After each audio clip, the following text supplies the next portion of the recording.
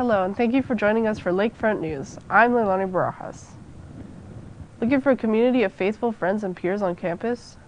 Join University Ministry Thursdays at 7 p.m. at Elliott House for Camino. Camino, Olu's young adult faith community, is a welcoming space to pause, share a meal, pray, reflect, and grow in faith together as a community. Weekly discussions and activities range from Bible studies, theological reflections, historical deep dives, praise and worship, and student testimonies.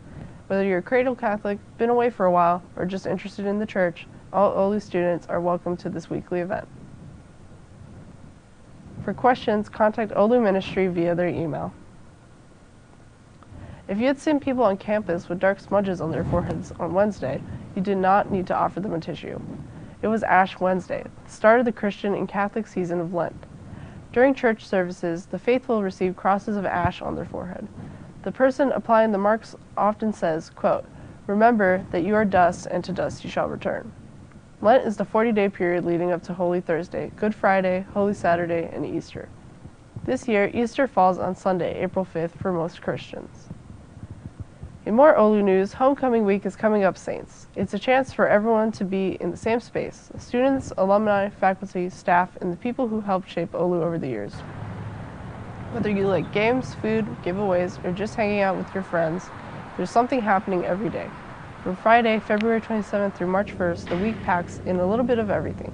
Spirit Week events, food trucks, appreciation for the CDP sisters, a champions breakfast, student field day, wine tasting, a blessing at Sacred Heart Chapel, and plenty of ways to just enjoy being part of this community.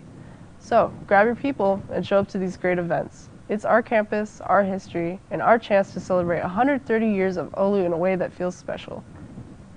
Did you give blood? On Tuesday, February 17th, Olu students went over to the UWAC and spotted the big bus to donate blood. Blood donations were done by appointment only. However, other community resources were available for walk-ups. Community partners that were there included Olu Salud Center, San Antonio Community Resource Directory, Texas Organ Sharing Allegiance, and Alamo Area Research Center. Each person who donated blood received a long-sleeve t-shirt from South Texas Blood and Tissue. We spoke to one member on how the blood drive turned out.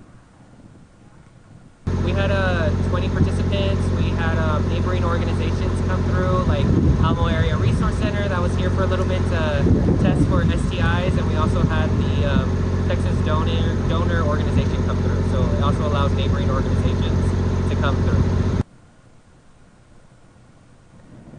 Another blood drive is said to be happening again in April. Make sure to check your Olu email in the future to find out.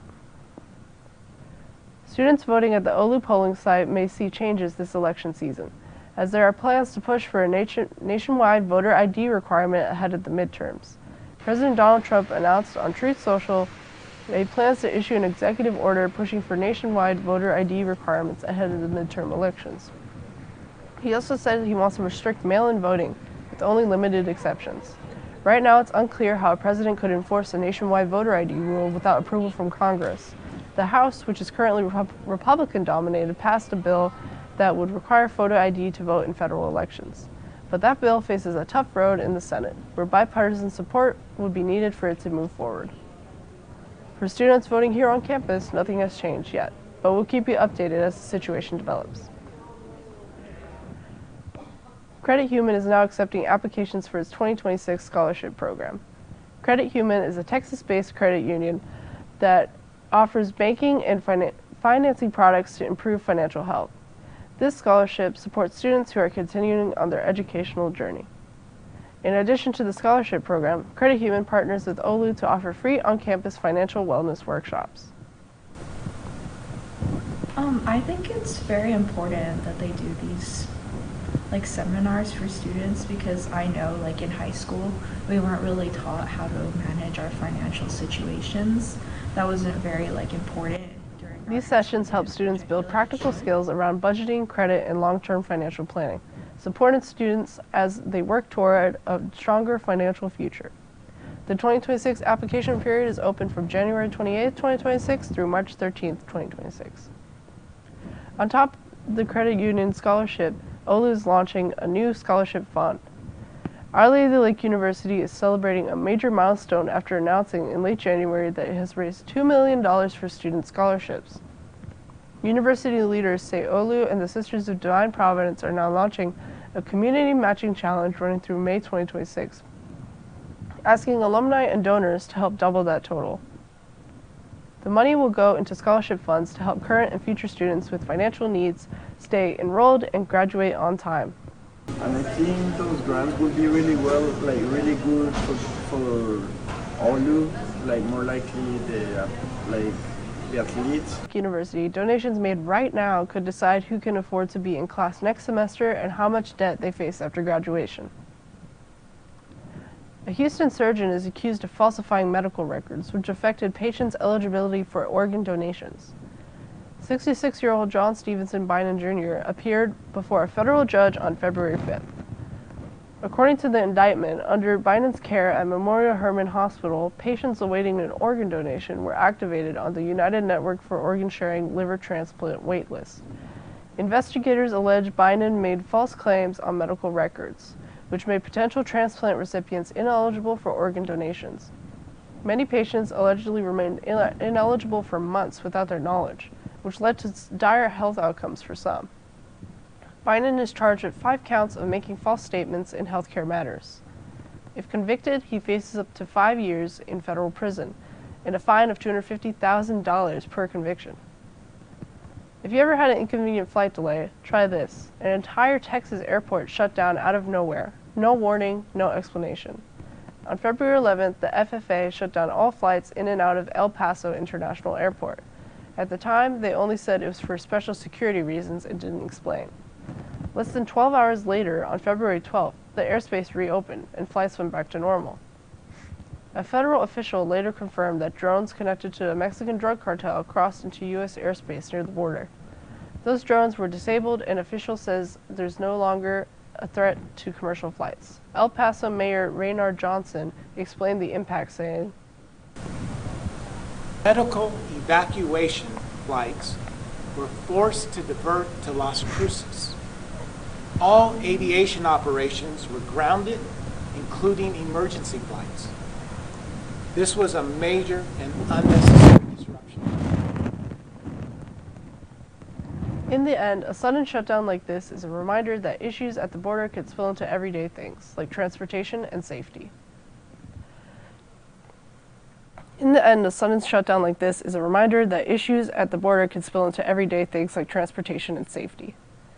Coming up next in your sports news, a robotic Olympian and Olu's rematch against A&M Texarkana. Saints, if you've been waiting to let off some steam, now's your chance. The Mark Indoor Pool is officially open. Spring hours started February 16th. Whether you want to swim, relax, or squeeze in a workout, the pool is open during all scheduled hours. It's located on the first floor of the Mark and available to all Olu students, faculty, staff, and alumni. For some students, the reopening is something they didn't know about. Didn't know that the pool was reopening, but I might check it out if I get a chance. So come on by. The spring pool hours are Monday through Thursday, 4 to 8 p.m., Friday, 2 to 4 p.m., and 6 to 8 p.m., Saturday, 9 a.m. to 2 p.m., and Sunday, 1 to 5 p.m. Please note, there is no lifeguard on duty, so if you've been needing a break, the Mark Pool is calling your name. Are you an Olu basketball fan? The women's team might get their redemption at Texarkana. After their previous loss to Texarkana 78-62 on January 16th in a game that showed both grit and the growing potential of the Saints, from the start, Olu showed it was not backing down, matching energy and pushing the pace behind strong guard play and defensive pressure. Texas A&M Texarkana ultimately capitalized on rebounding and efficient shooting. The Saints showed depth, toughness, and moments of strong chemistry that point to brighter performances ahead. The Saints will be back in action against Texas A&M Texarkana February 19th at 5:30 p.m. In more Olu sports, the cheer squad recently earned a national ranking 18th amongst the NAIA. The Olu cheer team finished with a remarkable 4th place in the Battle of the Big Easy cheer competition on February 6th and February 7th. They faced top-level competition against cheer squads from all over the country. Throughout the weekend, Olu cheer demonstrated consistency and resilience across multiple rounds of competition. The New Orleans competition provided valuable national exposure and served as an important measuring point as the team continues its season, finishing just outside the podium in a highly competitive field. We spoke to one team member about what this accomplishment means for the team. I feel like we did really good. We knew there was going to be a lot of good teams there, and we knew that we're just trying to improve every year. You know, it was my first year, but I know last year they're more going for scores than placements. I feel like we executed that well, and we had very limited time to get everything together, so I'm glad it came out the way it did. Their next competition is the DTU College Virtual Nationals on March 4th. Women's ice hockey is making history at the Winter Olympics. Host nation Italy reached the women's hockey quarterfinals for the first time after a 3-2 win over Japan. The victory guarantees Italy a spot out of Group B and marks a major step for a program that lost all of its games in its only previous Olympic appearance back in 2006. For students at Our Lady of the Lake University, this matters because it shows how women's teams from non-traditional powers can break through on the world stage, which inspires athletes in smaller programs to dream bigger in their own sports. An internet fan-favorite robot shows off some smooth moves, showcasing how the robot can flip and jump just like a gymnast. The Boston Dynamics company shared a clip of their Atlas robot pulling off a cartwheel and backflip combo that would make an Olympic judge do a double take. It was part of the final technical tests for the company's research model ahead of the rollout of the product version of the humanoid robot, fleets of which are planned for deployment at Hyundai and Google DeepMind. Boston Dynamics says the Atlas will be trained using new AI foundation models for a wide variety of industrial tasks. NBA star Chris Paul says he's stepping away from basketball after 21 seasons in the league. The announcement follows reports that Toronto Raptors had waived the future Hall of Famer. On Instagram, Paul said, "It's time for me to show up for others in other ways." NBA Commissioner Adam Silver weighed in on Paul's retirement, calling him one of the greatest point guards in the league's history. Paul is a 12-time NBA All-Star who ranks second all-time in assists.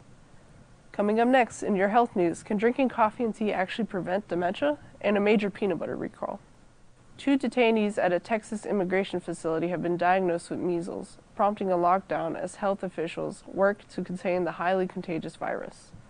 A measles outbreak has been reported at a Texas immigration facility. Sunday, the Department of Homeland Security confirmed 2 detainees at the South Texas Family Residential Center in Dilley have been diagnosed with the disease.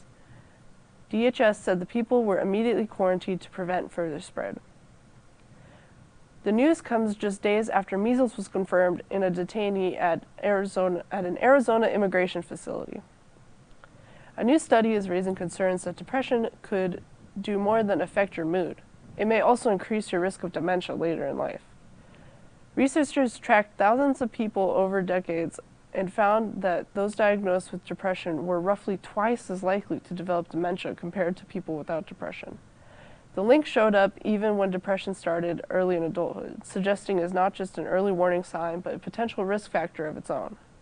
I think that we should put more money towards all of this mental health stuff, especially towards dementia research. For students at Our Lady of the Lake University, this underscores how important it is to take mental health seriously. Seeking help early could protect both emotional well-being and brain health in the long run. The U.S. Food and Drug Administration is reassessing a chemical preservative that's been used in food for more than 60 years. The FDA's review is to decide whether BHA is still safe to use in food. The FDA deemed BHA as safe in 1958 and approved it as a food additive in 1961. The chemical is used to prevent fats and oils from spoiling in various foods and meat produce. It can show up in products such as frozen meals, breakfast cereals, cookies, ice cream, and some meat products. The agency said it's launching a new safety review of the chemical, pointing to long-standing concerns that the food additive might cause cancer. If BHA doesn't meet gold standard for use, federal health officials say it will be removed from the food supply. The move comes after the FDA launched a program last summer to review chemicals used in certain foods. A new study predicts an additional 9 million people could die by 2030 if international aid cuts continue. The fatalities include about 2.5 million children who researchers say might otherwise survive. The study in the journal Lancet looks at the dismantling of the U.S. Agency for International Development. It also factors in aid reductions from the United Kingdom, Germany, Canada, and other countries. Researchers also modeled that could happen if funding cuts deepen further through the end of the decade, projecting that the number of additional deaths could reach 22.6 million. Peanut butter lovers, listen up. The FDA is expanding a peanut butter recall that could affect students on the go. More than 22,000 single-serve packets and PB&J cups were shipped to 40 states, including products often found in cafeterias, vending machines, and grab-and-go snack areas. The items were made by Ventura Foods and sold under various store-brand labels, so they may not say Ventura on the package. The issue started after pieces of blue plastic were found in a filter at the manufacturing facility. The FDA has now classified this as a Class 1 recall, meaning the product could cause temporary illness or minor injury, but it's not expected to be life-threatening. Students who have these packets are advised to stop using them and check the FDA website for the full list of affected products. Coming up next in business news, could our local Pizza Hut be at risk of shutdown? And did hit TV show Heated Rivalry cause a spike in book sales? In Texas, one barbecue spot is fighting to keep plates affordable even as meat prices surge. Owner and pitmasters say the cost of beef, especially brisket, has soared because of smaller cattle herds, drought, and higher fuel and electricity costs. Instead of passing every increase onto customers, they are shrinking margins, adjusting portions, and promoting cheaper options like chicken to keep families coming through the door. For our students, this matters because rising food costs hit college budgets hard, making it tougher to enjoy a Texas barbecue tradition without breaking the bank. If Pizza Hut is one of your go-to comfort foods, then you might want to pay attention, Saints. The beloved food chain is settling to close nearly 250 locations nationwide, which is 3% of all locations after a long stretch of underperformance. The closures are expected to roll out soon, but no exact dates have been announced, and no specific locations have been announced either. The news comes as Pizza Hut continues to struggle, especially with big competition like Domino's taking over the fast food pizza game. So if you're craving that classic pizza, you might want to swing by Pizza Hut on Commerce Street. The one that closed there, and it goes over there by State College. Over there off of St. Pedro's, they shut that one down. So for now, Saints, your nearest Pizza Hut is staying put. Still, with so many locations closing nationwide, it might be a good idea to grab that extra slice while you can. One of the world's largest food companies is staying intact, at least for now. Kraft and Heinz were both already huge companies when they merged in 2015 to become a packaged food behemoth. The company's portfolio brands includes Oscar Mayer, Kool-Aid, and Miracle Whip. After years of seeing its market share chipped away by smaller competitors, the company decided in September to split. But a new CEO took the reins in January, and now he says he thinks the company's challenges are fixable and is halting the split. Kraft Heinz now plans to invest $600 million into research and marketing to boost its profits. A new report shows job growth was stronger than expected last month. It indicates the U.S. economy added 130,000 positions. This mark was impressive as it hit over 50,000 more jobs than were predicted, according to FactSet estimates. Figures from the Bureau of Labor Statistics also show unemployment dropped to 4.3%, giving good numbers starting off to improve the U.S. economy in 2026. National Economic Council Director Kevin Hassett says that this is due to tariffs that have been imposed by the Trump administration. Hassett explained how the U.S. has its best labor force participation since 2001 and the lowest share of federal government employees that are working since 1966.